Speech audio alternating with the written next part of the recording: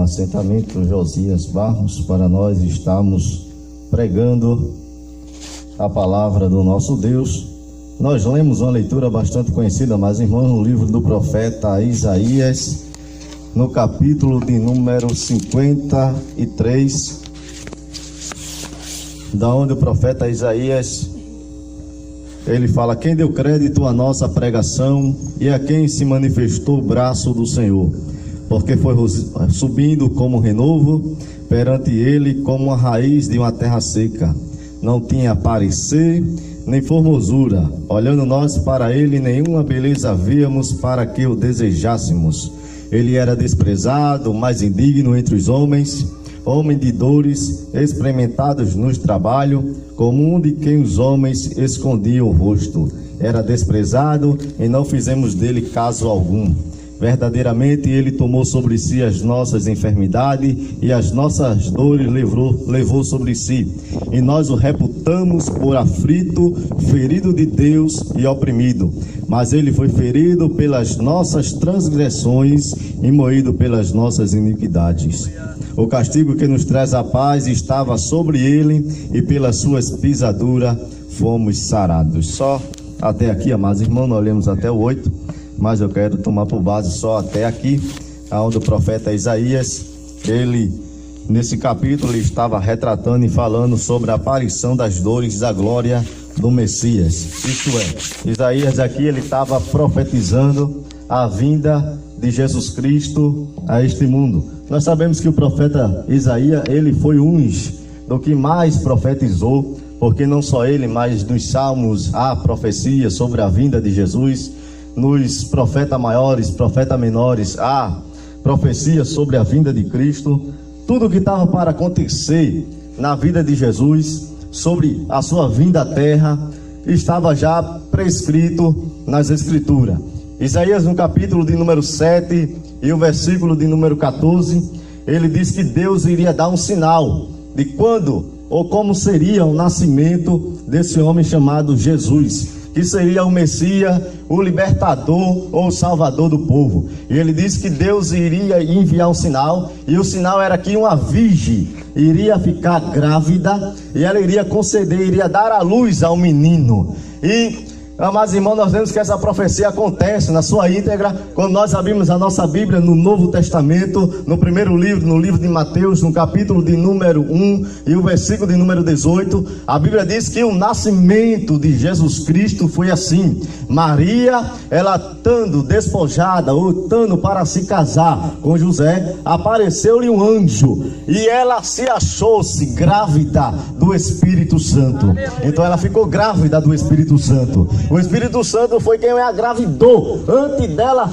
ter se casado com seu esposo, antes dela ter relação com seu esposo, ela se achou-se grávida, porque Deus encheu o ventre dela do Espírito Santo e do Messias que iria vir. E ele nasceu. E a Bíblia diz que o anjo que veio enviar a mensagem a Maria disse o nome qual ela deveria colocar do menino. E ele disse: olha, colocarás o nome do menino de Emanuel, porque o nome Emanuel significa Deus conosco, porque já estava descrito dizendo que aquele menino seria Deus no meio do seu povo, Deus na terra, assim como profetizou, ou como disse o evangelista João no seu primeiro capítulo do seu livro, e o versículo número 4, ele diz que Deus, ele se fez carne e habitou entre nós, ele andou entre nós, comeu conosco. Ele começa a descrever a vida de Jesus Cristo. Jesus Cristo veio a esse mundo, ele não deixou de ser Deus, mas ele se humanizou, ele veio a essa terra. E o profeta Isaías diz que ele, quando veio a essa terra, ele foi desprezado, ele foi oprimido, ele foi abandonado, ele foi afligido, ele foi oprimido. Tudo isso por causa de mim e por causa de você. Aleluia. E o profeta Isaías diz que nós olhamos para ele, nenhuma belezura havia para que nós o desejássemos. Quem olhava para Jesus, irmão, Jesus era um homem comum. Jesus não era um popstar, Jesus não era uma pessoa, um astro, que quando chega numa cidade, quando chega num lugar, todo mundo sabe quem é. Jesus não era aqueles autores de novela, aqueles jogadores de futebol, da onde todo mundo conhece, da onde passar um comercial, todo mundo já sabe. Não, até no dia da sua morte, até no dia de os soldados virem buscar ele, vir prender ele, Judas Iscariote teve que o beijar para identificar quem era Jesus. Então veja que ele era um homem comum, ele era um homem simples, ele era um homem que não tinha muitas regalias. Os judeus estavam esperando um homem rico, um governador que viesse libertar o povo, que viesse trazer riqueza, que viesse trazer várias coisas, mas não. Veja onde o Salvador do mundo vem nascer. A Bíblia diz que ele veio nascer numa estebaria, ele veio nascer numa hospedagem simples, humilde. Foi esse o Salvador do mundo. E Paulo escrevendo aos Filipenses, no capítulo 2, versículo de número 7 e diante, ele diz que ele, por ele ser Deus, ele não teve por usurpação querer parecer ser igual a Deus. Jesus, quando veio na terra, ele não veio dizendo eu sou Deus. Ele não veio dizendo eu sou Deus Todo-Poderoso. Não, ele não veio dizer. Apesar que suas mensagens, seus sermões, ele dizia que ele era o Deus enviado, que ele era o Messias enviado. Dava para entender que ele era Deus, que estava humanizado. Muita gente fica sem entender como é que um Deus tão grande, um Deus que quando nós abrimos no primeiro capítulo do livro de Gênesis, capítulo 1, versículo 1, diz que esse Deus, ele criou o céu, ele criou a terra, e começa a dar o relato, ele criou as árvores, ele criou os animais que existem, ele estendeu a sua mão, e ele fez tudo isso que existe hoje. E no final do capítulo ele diz que façamos o homem a nossa imagem e a nossa semelhança. E ele criou o homem macho e criou a fêmea. Aleluia. Um Deus tão grande. Aleluia. Um Deus que a Bíblia diz que com o poder da sua palavra as coisas acontecem. Um Deus tão grande que diz que a gota, ou como as águas dos oceanos, é como uma gota na sua mão. Um Deus que é tão grande que a Bíblia diz que a terra serve como calçada para ele andar, serve como caminho para ele pisar. Um Deus que com o sopro da sua boca ele abriu o mar vermelho. O Deus que libertou o povo de Israel lá do Egito.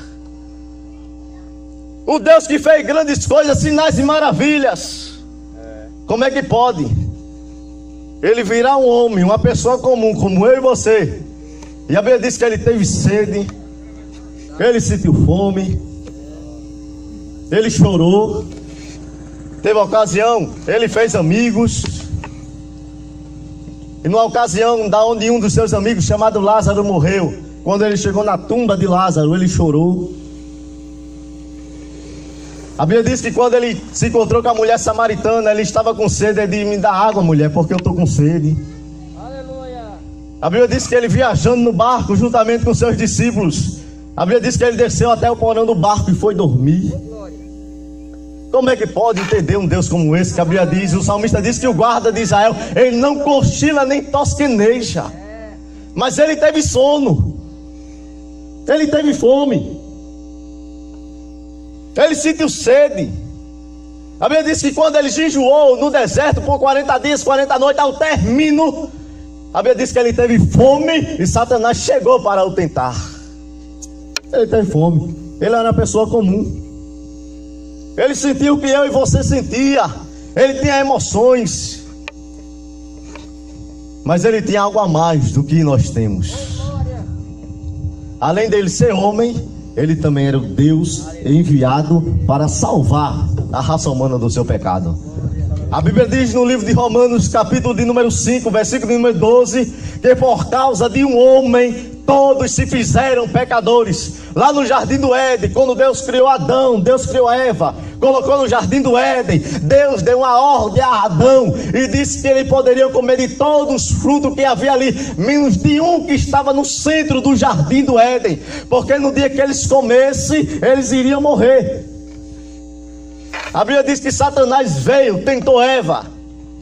Ela comeu do fruto. Além de comer, ela entregou e ofereceu ao seu esposo Adão. E ele comeu, ele pecou, ele desobedeceu a Deus. O pecado deles ali foi a desobediência. Desobedeceram a Deus. E por ele desobedecer a Deus, entrou o pecado no mundo. se fizemos pecadores por intermédio do nosso Pai. A Bíblia diz que não há um justo sequer na terra. Todos somos pecadores, todos. Na primeira carta de João, no capítulo de número 1, versículo de número 8, ele diz que aquele que disser que não tem pecado, esse é mentiroso, porque todos somos pecadores. E Paulo dizendo em sua carta em Romanos capítulo 3, versículo 23, que diz que por causa do nosso pecado, nós estávamos destituídos da glória de Deus, estávamos separados. Isaías escreve isso no capítulo 59, versículo 2. Ele diz que as nossas iniquidades, os nossos pecados, as nossas transgressões faz separação entre nós e nosso Deus. Por causa do pecado, Deus ele não tem a comunhão perfeita com o homem. Por mais que o homem fale de Deus, por mais que o homem diga que ama a Deus, mas ele é pecador, ele é falho, ele precisa ter um encontro com Deus, ele precisa se arrepender para ter um encontro perfeito com Deus. Não adianta dizer que serve a Deus de boca, não adianta dizer que conhece Jesus, que conhece a Bíblia, que lê a Bíblia. Você precisa ter um encontro perfeito com Jesus. A Bíblia diz que com a boca, com o coração, nós cremos para a justiça, e com a boca nós confessamos para a nossa salvação. Então é preciso confessar. Pedro pregando em um dos seus sermões, ele diz: arrependei-vos, para que nós possamos obter o perdão de Deus. Nós precisamos se arrepender dos nossos pecados, precisamos aceitar a Jesus como Salvador. Tem muita gente que não entende isso. Para que eu preciso aceitar a Jesus? Eu já tenho Ele no meu coração, mas você precisa confessar. Aceitar é uma coisa, e você confessar a Ele é outra coisa. Você confessar é você dizer que não vai mais praticar as coisas que praticava. No livro de Provérbios diz que aquele que confessa e deixa alcança misericórdia. Isso é o ser humano, quando ele confessa Jesus Cristo como Salvador, ele tem que deixar as práticas do pecado. Aí Paulo diz no livro de Efésios capítulo 4, ele diz que quando nós confessamos a Jesus, quando nós aceitamos a Ele como Salvador, e que nós nos arrependemos, aí ele diz: agora depois de aceitar, agora depois de dizer que tem Jesus, porque muita gente diz que tem Jesus, agora vamos ver os frutos. Aí Paulo diz: aquele que furtava não furte mais, aquele que mentia não mente mais, aquele que roubava não roube mais, aquele que falava as palavras torpes não fale mais. Há uma mudança. Quando a pessoa ela aceita a Jesus, quando ela confessa a Jesus, tem que ter essa mudança. O arrependimento, a confissão, ela vem acompanhada dessa mudança. Se você confessou e diz que tem Jesus, mas não houve essa mudança, então Jesus não está com você. Por mais que você abra a sua boca e diz que tem Jesus no coração, mas tem que mostrar que tem com a sua vida. Tem que haver uma diferença daquele que diz que tem Jesus e daquele que diz que não tem, porque é uma diferença. O evangelista João, ele escrevendo na sua carta, no capítulo de número 4, se não me falha a memória, ele diz que quando nós aceitamos a Jesus, aí ele diz que nós passamos, Deus, ele nos adota como filho. Isso quer dizer que antes nós não éramos filho de Deus, nós éramos criatura, porque nós somos criados, Deus nos criou. Toda a raça humana veio da descendência de Adão e Eva, do primeiro casal que Deus fez lá no jardim. E já no ventre, quando nós nascemos, o salmista diz que lá no ventre nós já somos pecadores, porque nós cremos que o pecado, a Bíblia diz que o pecado, ele é passado para a criança, para a próxima geração, no ato, quando há a relação entre o pai e a mãe, e que nasce o filho, aí que tem o bebê, já é transmitido o pecado para o menino. É por isso que Jesus ele nasceu sem pecado, porque não houve essa relação entre Maria e José. E por não haver essa relação, aí foi o Espírito Santo quem a engravidou. Por isso que Jesus nasceu sem pecado. Ele tinha um corpo humano, ele era um ser humano, mas ele nasceu sem pecado. E qual foi a missão que ele veio fazer na terra? Foi salvar, foi libertar, foi nos tirar da opressão do inimigo, foi mostrar o caminho do céu. E o caminho do céu é Jesus Cristo de Nazaré. Ele diz: eu sou o caminho, eu sou a verdade e eu sou a vida. Ninguém pode ir até o Pai a não ser por mim. Ele veio mostrar o caminho, ele veio mostrar a porta. Ele disse: eu sou a porta.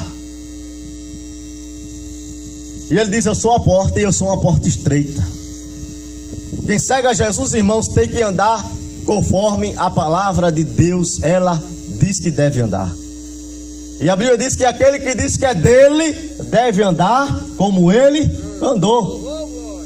Quem diz que é de Deus, quem diz que tem Jesus, deve andar como Jesus andou. E como é que Jesus andou? Leia a Bíblia que você vai ver. E faça uma reflexão, como é que Jesus andava e como é que você está vivendo, como é que você anda.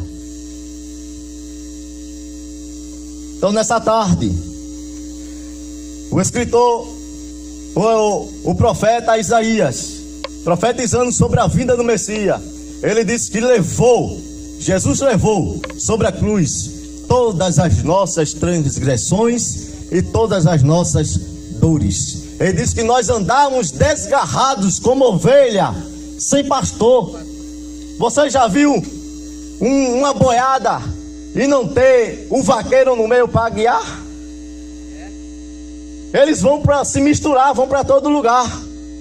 Assim é o ser humano sem Deus, ele vai para todo canto.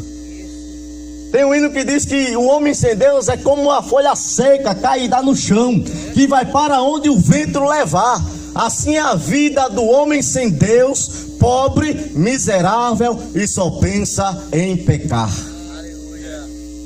Assim é a vida do homem sem Deus.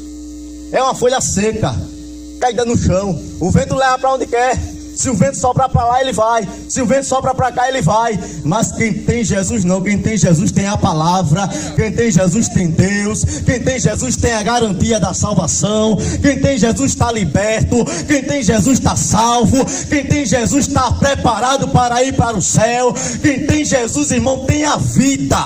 Aleluia. E eu quero encerrar porque as horas já se foram. E dizer a você que esse Jesus que nasceu, cumpriu sua missão aqui na terra, morreu lá na cruz do Calvário.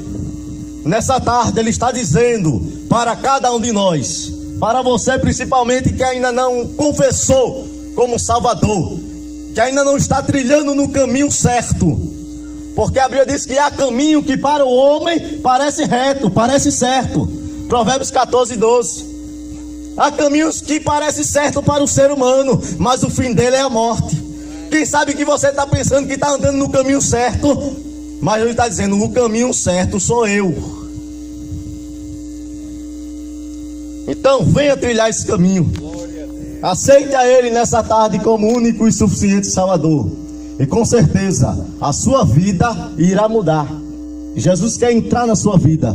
Jesus quer salvar você. É por isso que nessa tarde nós estamos aqui cumprindo o ID dele. Ele foi para o céu, mas antes dele ir, quando ele morreu, ele disse: ide por todo mundo, pregai o evangelho a toda criatura. Aquele que crê será salvo. Aquele que aceitar está salvo. Aquele que me confessar está salvo. Não está mais condenado.